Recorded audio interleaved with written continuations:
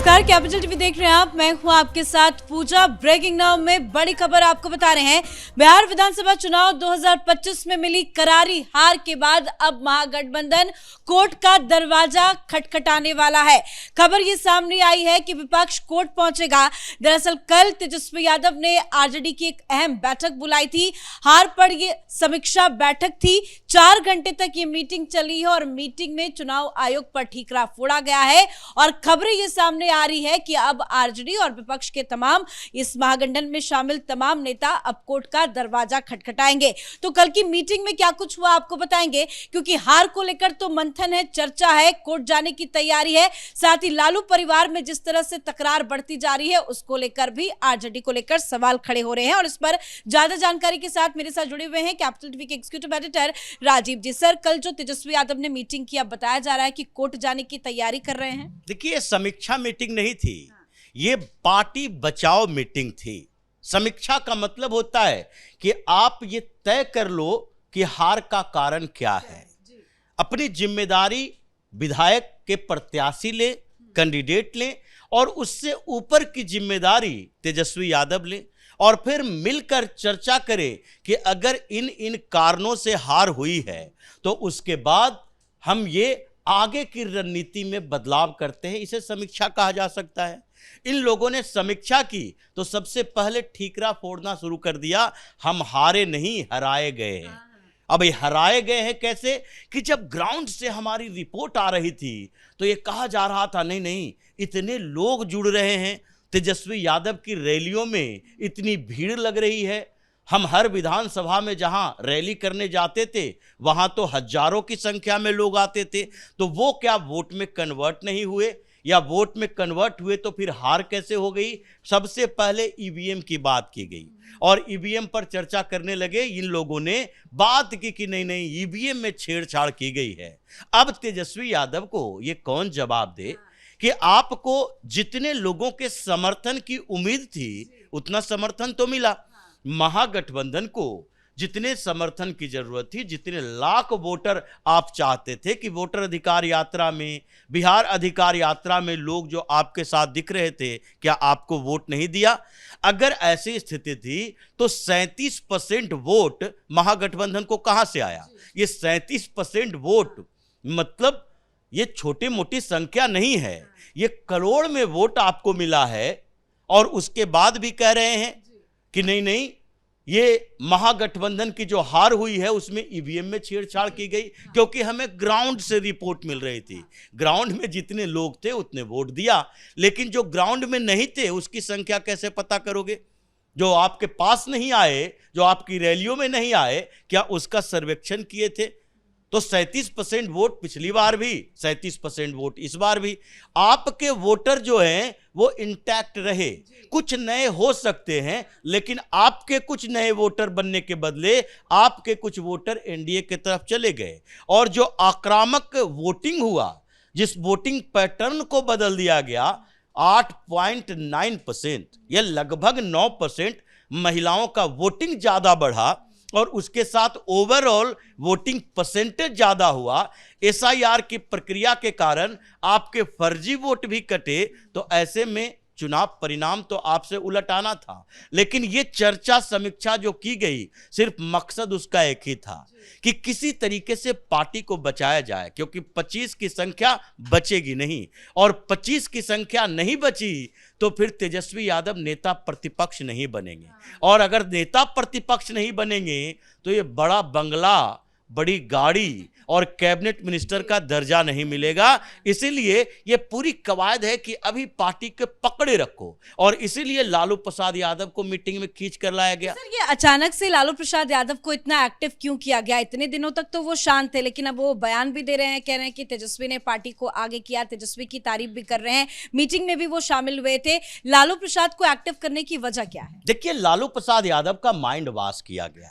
जिस तरीके से रोहिणी का कांड सामने आया, पार्टी के अंदर विवाद और परिवार के अंदर विवाद, मीसा भारती भी सामने आई, लेकिन रोहिणी, मीसा भारती, तेज प्रताप यादव, चंदा यादव, ये सारे लोग जिस तरीके से तेजस्वी यादव के उस कांड के कारण उससे नाराज थे और उसके कारण संगठन प्रभावित हो रहा था कि भाई लालू प्रसाद यादव अकेले थे जो कि हम लोगों को आगे बढ़ा रहे थे, उनके नीचे ही सारे लोग थे।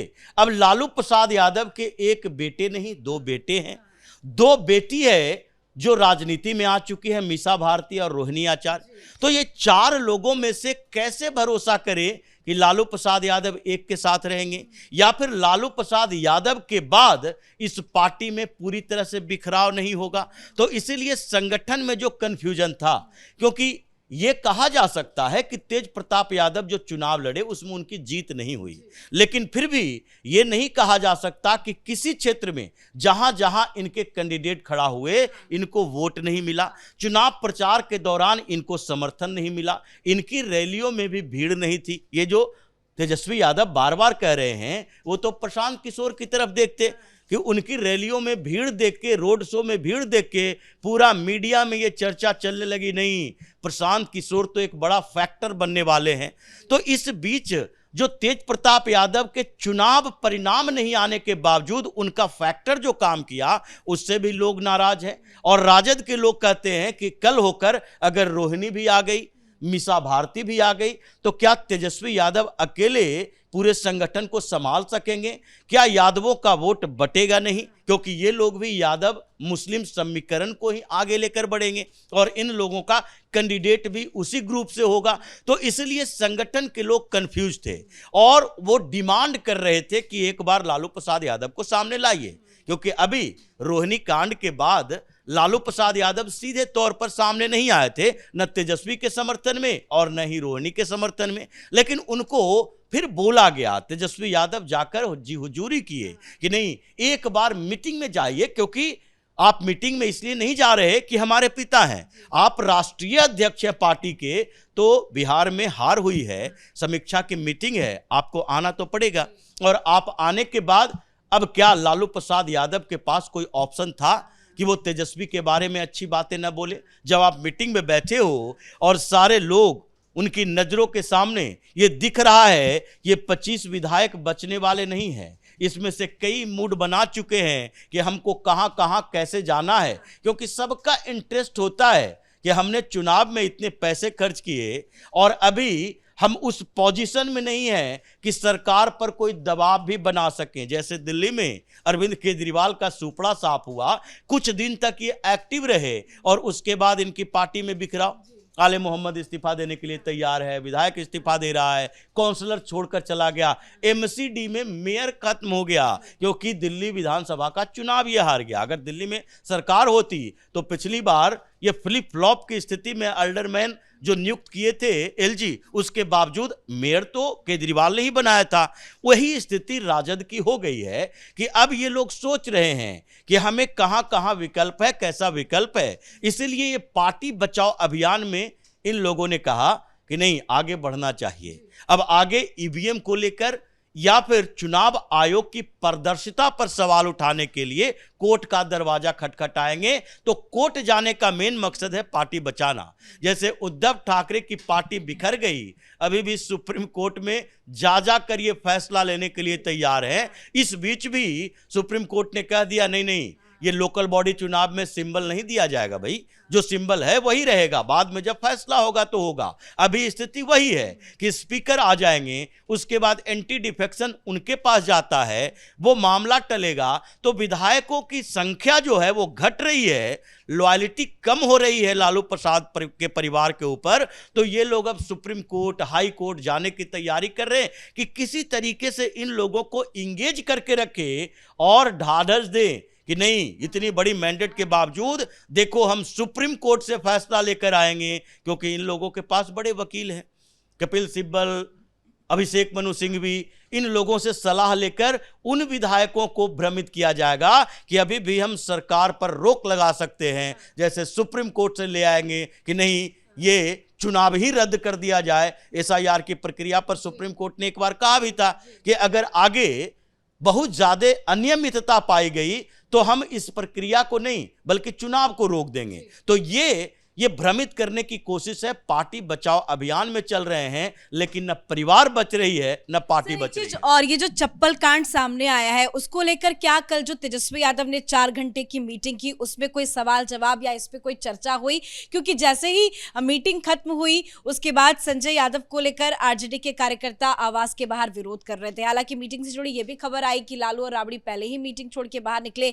सिर्फ ये तो पॉसिबल नहीं हो सकता कि सिर्फ हार को लेकर मंथन हुआ। हालांकि आपने बताया कि सिर्फ ईवीएम और कोर्ट जाने की तैयारी को लेकर मंथन हुआ, लेकिन क्या इस चप्पल कांड को लेकर भी चर्चा हुई है क्या? देखिए, मीटिंग के अंदर चर्चा नहीं हो सकती, क्योंकि अभी इतनी हिम्मत मीटिंग में बैठे हुए 30-40 लोगों की नहीं है कि लालू प्रसाद यादव तेजस्वी यादव के सामने ये कह सके कि आपने ये क्या कर दिया, रोहिणी क्या कह रही है। लेकिन संकेत इस बात के मिल रहे थे कि पार्टी और परिवार के संगठन में जो बिखराव चल रहा है, इसके लिए तेजस्वी यादव को कहा गया कि भाई ये जो तरीके चल रहे हैं उससे परिवार भी बदनाम हो रहा है, पार्टी भी बदनाम हो रही है, इस चीज को रोकने की जरूरत है। लेकिन इस पर चर्चा नहीं हुई। तेजस्वी यादव ने कहा कि जो अगर कोई कुछ बोल रहा है तो उन बोलने वाले को हम रोक नहीं सकते, इसलिए उसके ऊपर दबाव नहीं है, तो हम आगे कर क्या सकते हैं, संगठन को बचाना है। लेकिन इस बीच जो ये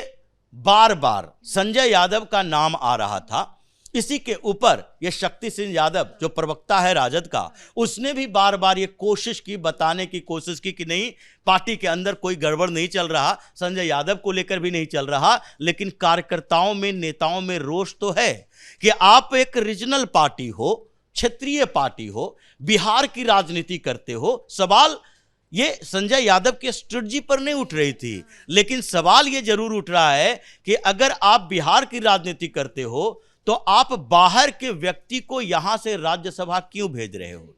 क्योंकि हमें हरियाणा में चुनाव तो लड़ना नहीं है, बिहार में चुनाव लड़ना है। तो अगर बिहार का कोई प्रोमिनेंट लीडर, राजद का कोई नेता अगर राज्यसभा जाता है तो उसकी एक पहचान होती है, और बिहार के कारण बिहार के अंदर उस वर्ग विशेष में अगर जो सोशल इंजीनियरिंग, सामाजिक समीकरण की बात टिकटों के बंटवारे में की जाती है, वही चीजें राज्यसभा में की जाती है। इसलिए राजद की तरफ से पिछली बार एडी सिंह, अमरेंद्रधारी सिंह को राज्यसभा भेजा गया था, जो कि पालीगंज का एक बड़ा उद्योगपति है, लेकिन वो भूमिहार है। तो उस समय जो राजद में चल रहा था कि सवर्णों को भी अपने साथ लाना है, इसीलिए राज्यसभा के जो कॉम्बिनेशन होते हैं उसमें भी उसी तरह से जातीय आधार पर, ग्रुप्स के आधार पर, सामाजिक आधार पर टिकट दिए जाते हैं। तो ये बात चल रही थी कि क्या बिहार में कोई वैसा यादव नहीं है जिसे राज्यसभा भेज सके? आप राज्यसभा भेजने के लिए हरियाणा से एक्सपोर्ट करके लाओगे? तो इसी बात को लेकर चर्चा हो रही थी, हंगामा हुआ, और फिर संजय यादव के खिलाफ जो प्रदर्शन हुआ है बाहर में, वो यही तेजस्वी यादव के लिए है कि आप या तो उसे छोड़ो या हम लोग आपको छोड़ देंगे। धन्यवाद सर जानकारी के लिए। तो चप्पल कांड को लेकर तो आरजेडी में बगावत तो शुरू ही हो गई है, सवाल भी कई तरह के खड़े हो रहे हैं, लेकिन नतीजों के 3-4 दिन के बाद तेजस्वी यादव का बाहर आना, मीटिंग करना और फिर चुनाव आयोग पर आरोप गढ़ देना, ये उनकी फेल रणनीति है और ये विधायकों को सिर्फ बरगलाने की टैक्टिक है कि अब हम कोर्ट का दरवाजा खटखटाएंगे। सच्चाई यही है कि नतीजों में जो हार मिली है उससे आरजेडी और उनका और लालू परिवार पूरी तरह से बिखर गया है। इस बड़ी खबर में इतना ही। देखते रहिए कैपिटल टीवी। नमस्कार।